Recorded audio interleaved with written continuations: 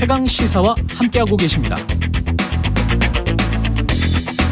네, 오늘이 7월 27일인데요. 6.25 전쟁, 한국전쟁 정전협정 70주년 되는 날입니다. 70년 흘렀지만 여전히 정전 상태죠. 한국은.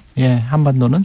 노무현 정부에서 통일부 장관 그리고 NSC 상임위원장을 역임한 정동영 민주당 상임고문 나오셨습니다. 안녕하세요. 네, 안녕하세요. 정전협정 70주년인데 최근에 지난 22일이었네요. 마크 밀리 미국 합참의장이 한반도는 며칠 안에 전쟁 상태에 빠질 가능성이 있는 지역이다. 과거에 이런 발언들 많이 들었었는데 지금 다시 들으니까 긴장이 확 되더라고요. 섬뜩하죠. 섬뜩하더라고요. 네. 이제 군 사령관 입장에서는 이제 그렇게 말할 수 있는 근거가 있는 거죠.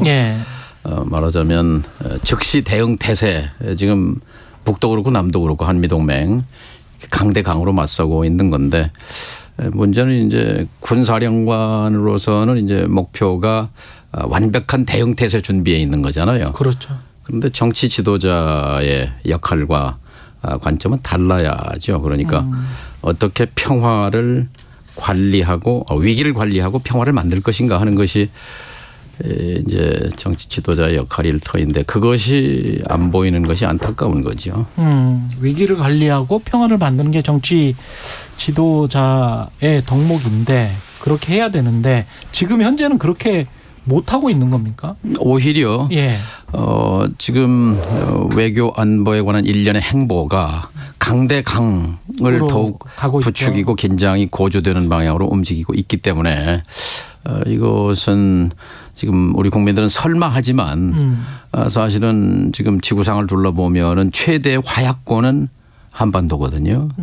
근데 여기에 지금 그 위기 관리 리더십이 보이지 않는다는 것은 정말 좀 불안한 요소입니다. 근데 정부는 힘을 통한 어떤 평화, 그 힘으로 평화를 이룰 수 있다, 이렇게 지금 계속 주장을 하지 않습니까? 일찍이 냉전 종식의 주역이었던 고르바초프가 이런 얘기를 했어요. 그러니까 상대에게 공포를 안겨주는 것으로 해서 이루는 안보는 하책이다. 상대가 안전하다고 느끼게 함으로써 나의 안전을 확보하는 것, 이것이 새로운 사고다라고 얘기했는데, 전쟁 불사를 외치면서 얻는 평화가 진짜 평화다?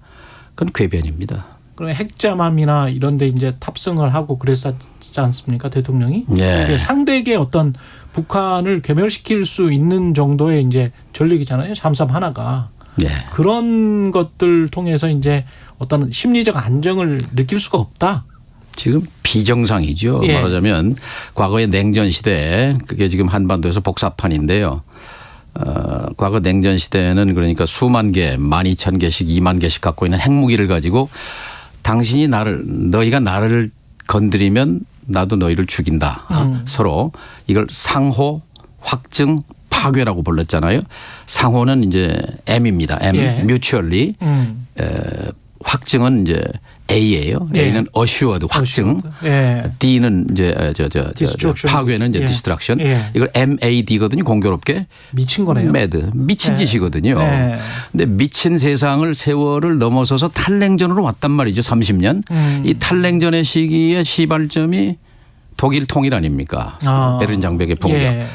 그런데 한국은 이 탈냉전 30년을 지나고도 여전히 휴전 상태잖아요. 오늘이 정전협정일인데, 정전협정은 이거거든요. 평화협정으로 가기 위한 과도기 협정이거든요. 정전협정 서문에 뭐라고 되어 있냐면 최후적 평화적 해결까지, 이 한반도 문제 최후적 평화적 해결까지 무장행동을 정지하는 협정이다, 이렇게 되어 있어요. 무장행동. 그러니까 다른 말로 하면 사격 중지 상태를 70년간 가고 있는 거예요. 그럼 배경이 뭐냐? 두 가지라고 봅니다. 하나는 정치고 하나는 지정학입니다. 정치, 결국 문제를 해결해내는 거 정치 아닙니까? 분단된 독일의 분단을 해결하는 것이 독일 정치였습니다. 한국의 정치는, 정치의 본령은 통합인데요.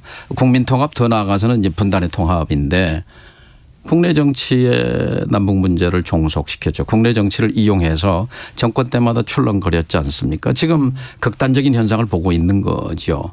그다음 또 하나 우리를 둘러싸고 있는 지정학, 전 세계에서 1, 2, 3, 4 등 군사적으로 정치적으로 외교적으로 미국, 중국, 일본, 러시아 4강이 둘러싸고 있는 이 한반도 이 속에서 최후적인 평화적 해결까지 무장행동 정지라는 이 정전 협정을 뚫기 위해서는 주체적 결단이 필요합니다. 주체적 노력이 필요합니다. 지도자의 리더십이 필요합니다. 그런데 이게 실종된 상태에서 이 미일 중러 4강에 공통된 이해관계가 있습니다. 뭐냐? 남북이 분단되고 서로 적대하고 싸우는 것 이것이 미국의 이익입니다. 중국의 이익입니다. 일본의 이익입니다. 4대 강국의 이익이죠. 여기에 놀아나고 있는 겁니다. 결국 묵묵히 평화협정으로 가는 수밖에 없다. 장기적으로라도. 다시 평화협정입니다. 예. 어떻게 해서 세계 동서고금의 전쟁사에서 1차 세계대전 베르사유 조약으로 2차 세계대전 태평양 전쟁 샌프란시스코 강화 조약으로 바로 다음 해 2, 3년 내에 임진왜란 7년 전쟁입니다. 그 다음에 사명대사가 가서 해결하고 사과받고 보로 데리고 귀국합니다.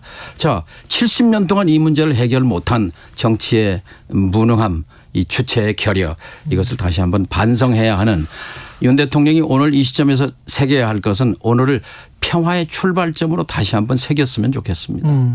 근데 이제 북한도 이런 신냉전적 분위기에 편승한다고 해야 되나요? 아니면 뭐 나쁠 거 없다. 우리 입장에서도 전승절 이번에 뭐 기념한다고 쇼이구 러시아 국방장관 그다음에 중국도 초청을 한 건데 이게 뭔가 우리는 그냥 북중로로 쭉 가겠다. 뭐 이런 사인입니까? 나쁠 게 없다가 아니라요. 네. 지금 좋습니까? 좋아 죽겠죠. 북한은 좋아 죽겠습니까? 예. 제가 얼마 전에 그 연변대학 초청으로 가서 그 조선반도 연구소 학자들하고 토론하는데 제일 귀에 들어왔던 게 그거예요. 한미일 군사 협력으로 가게 되면 제일 득을 보는 사람이 누구인 것 같느냐. 첫째 미국이다. 그다음 또 하나 북한이다. 북은 한미일 군사 동맹으로 가는 것을 부추기고 그것을 즐기고 있다라는 얘기입니다. 사실 따지고 보면 동독이 무너지고 소련이 해체되고 동유럽이 몰락하면서 이 절체절명의 위기에 몰렸던 지난 30년입니다. 그래서 핵과 미사일에 매달렸었는데 오늘 현재 어떤 국면이냐. 두 개의 무기를 카드를 손에 쥐었습니다. 하나는 핵무기 카드를 쥐었습니다. 말하자면 미국, 중국, 러시아, 영국, 프랑스 5 유엔 상임이사국 플러스 이스라엘 90개 인도, 파키스탄 170개씩 갖고 있는데 이제 북이 새로운 핵 국가의 강자로 떠오르게 된 겁니다. 이제 자신들도 이제 절대적인 핵 억지력을 가졌다 이렇게 이제 생각하는 거고 또 하나가 하나의 동맹은 붕괴됐고 소멸했고 하나의 동맹은 배반했다고 얘기했던 북한인데 두 개의 거대 강대국이 뒤편에 떡 버티고 있는 거예요. 오늘 전승절 행사에서 한쪽은 러시아 국방장관 한쪽은 중국 인민대표대회 부위원장이 지켜보는 가운데 핵무기와 탄도미사일 열병식을 거행할 거 아니겠습니까? 이 핵무력 고도화를 어떻게 보면 중국 러시아로부터 승인받는 자리가 되고 그렇게 읽을 수도 이상의 있겠네요. 든든한 백이 어디 있습니까? 유엔 안보리도 지금 무력화돼 버렸지 않습니까? 지금 우리는 하지하책의 길을 가고 있는 겁니다. 근데 다음 달 18일에 한미일 정상회 캠프 데이비드에서 만난단 말이죠. 그것도 주로 이제 안보 이야기를 할 것 같은데. 그건 그냥 이 캠프 데이비드로 볼 것이 아니라 뿌리는 어디 있느냐. 작년 11월 푸놈펜 성명입니다. 푸놈펜에서 한미일 정상이 바이든, 기시다, 윤석열 세 정상이 만나서 인도 태평양 전략에 합의했습니다. 그리고 한미일 실시간 정보 공유에 합의했습니다. 그리고 한일 강제징용 문제를 넘어서서 한일 정상화를 푸시했고 그걸 받아들입니다. 그때는 뭐 회담 기간은 15분밖에 안 됐고 이제 공동 성명을 통해서 이제 가장 중요한 것은 이제 거기서 대만 문제를 건드렸고 이제 우크라이나 문제에 대해서 한미일 공조를 얘기한 거죠. 이것이 이제 히로시마에서 잠깐 만났고 이번에 이제 캠프 데이비드 이제 총론은 됐고 이제 강론을 얘기하는 거죠.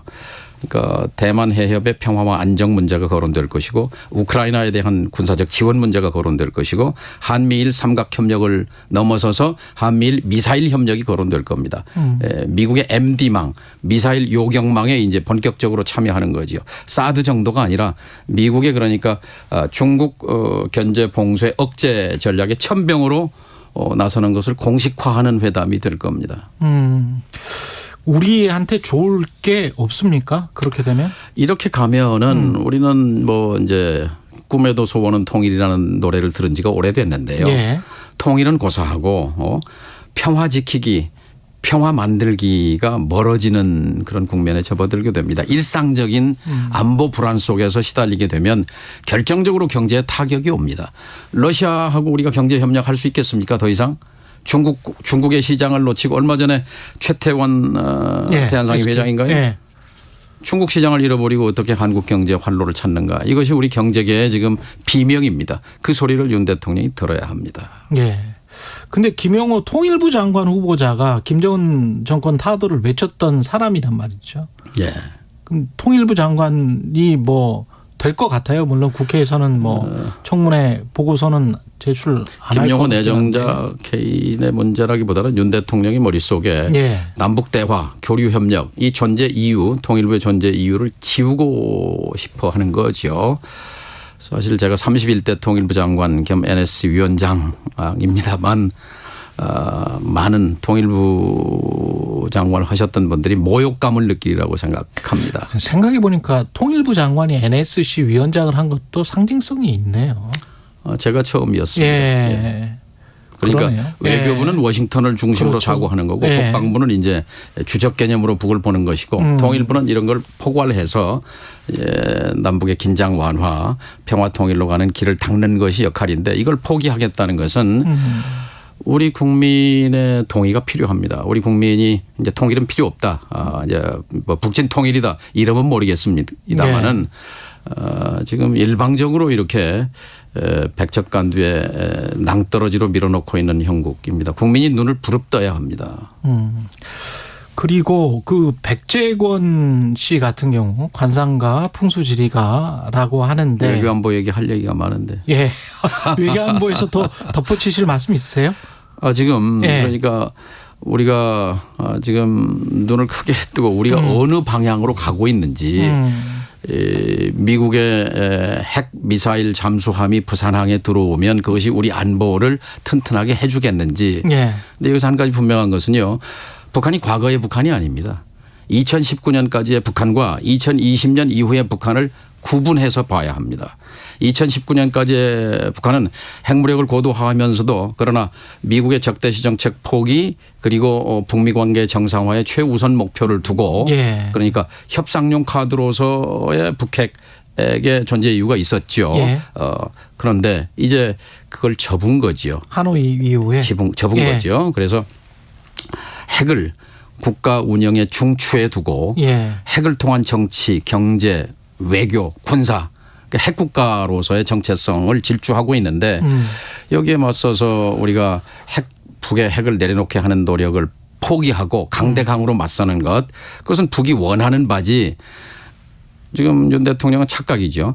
우리가 핵 잠수함도 와서 시위를 하고 이러면 북이 무서워서 단념할 것이다 이렇게 생각하는데 북은 지금 러시아에 대해서 우리는 한참 후에 있다 이렇게 지금 껴안고 있는 거고 예. 러시아도 지금 이번에 평양에 와서 지금 간절하게 북한의 탄약을 필요로 합니다. 우리가 우크라이나 탄약 보냈잖아요. 예. 이제 러시아는 북한의 탄약을 가져갑니다. 이게 뭡니까? 남한은 대리전이죠. 남북한이 우크라이나에서 남한의 포탄으로 러시아군을 공격하고 북한의 포탄으로 우크라이나군을 공격하는 이 비극적인 살상의 무대에 남북한이 선다는 것 끔찍한 일입니다. 그 대통령께 그 정전협정 기념일에 꼭 이렇게 방향을 좀 바꿔 주라라고 그 부탁하고 싶은 말씀이나 이런 게 있으십니까? 그런 게 있으실 것 같습니다. 예.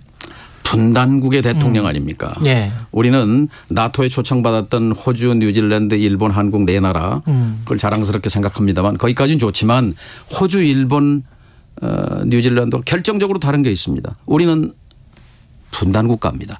분단국가는 주변 강국과 잘 지내는 것이 목표여야 합니다. 러시아와 중국을 적대화하는 것이 우리가 해야 할 바가 아닙니다. 그것이 우리의 이익이 아닙니다. 일본이나 호주하고는 다릅니다. 우리는. 그 다른 특수성을 미국도 이해할 준비가 되어 있습니다. 그런데 그렇죠. 예. 자진해서 먼저 돌격대 역할을 자임하고 있는 것 그건 참 안타까운 일이죠. 분단 국가의 현실을 제발 좀 인식을 그렇죠. 하자 제대로. 본인이 분단 국가의 대통령으로서 지금 역사가 나를 어떻게 기술할 것인가 이것을 아주 냉정하게 바라봐야죠. 임기는 곧 끝납니다. 3년 예. 반 뒤면 끝나는데요. 예. 끝났을 때 이 윤석열 시기 5년을 역사가 어떻게 평가할 것인가. 만약에 두려워해야 이 합니다. 정책 그대로 가면 1분밖에 안 남았는데요. 이 정책 그대로 가면 어떻게 남북 관계는 될 거라고 보세요? 그러니까 상시적인 불안 속에 살고 남북 대화는 끝났다고 봅니다. 이제 남은 것은 북일 대화, 그다음에 이제 북미 이제 미국도 이제 중국을 관리하듯이 북한을 관리할 필요가 있으니까. 예. 그래서 남북 대화의 단절 속에 결국 그 왕따 되는 그런 시나리오가 하나 있죠. 그러면 우리는 하다못해 중국이라도 접촉해야 되지 않나요? 그렇죠. 지금 예. 사실 미국이 중국 관리하듯이 예. 국무장관 갔죠. 그다음에 재무장관 갔죠. 상무장관도 지금 갈 예정입니다. 예. 키신저 박사도 갔죠. 저 한쪽으로는 한미동맹을 강화할 얘기하면서도 중국과 잘 지낼 수 있지 않습니까? 그렇죠. 김대중 대통령 시기에 지혜를 본받을 필요가 있습니다. 미국과 잘 지냈죠. 중국 지도자의 존경을 받았죠. 일본과도 또 뭐 새로운 한일 파트너십 협력 열었죠. 러시아와 잘 지냈죠. 외교는 그렇게 해야 합니다. 알겠습니다. 여기까지 듣겠습니다. 민주당 정동영 상임 고문이었습니다. 고맙습니다. 예, 감사합니다.